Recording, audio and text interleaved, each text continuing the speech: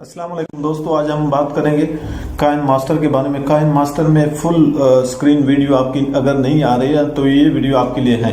ये ज़्यादातर लोग होते हैं जो नए नए काइन मास्टर को यूज़ करते हैं, तो उसको वो जब वीडियो को फिट करते हैं किसी जगह पे काइन मास्टर में, तो उसकी वीडियो पूरी नहीं आती, थोड़ी सी कम आ जाती है।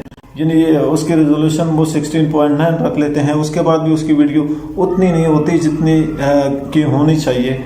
तो आपसे दरख्वास्त है कि हमारे चैनल को सब्सक्राइब करें और बेल आइकन को दबाएं ताकि हर आने वाली वीडियो आपको सबसे पहले मिलती रहे। तो आइए वीडियो की तरफ चलते हैं। वीडियो में हम आपको बताएंगे, सबसे पहला जो स्टेप है वो हम आपको प्रैक्टिकल दिखाते हैं।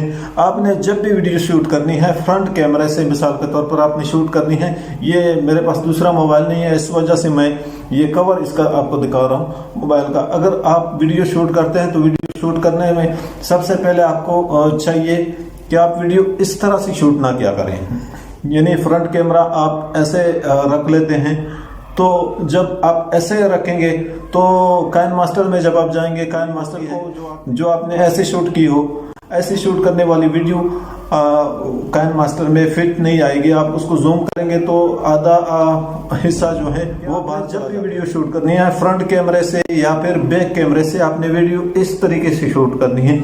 जब आपका ये कैमरा किसी साइड पे, आप ऐसे भी शूट कर सकते हैं, ऐसे भी शूट कर सकते हैं, लेकिन आपने ऐसे शूट नहीं करनी।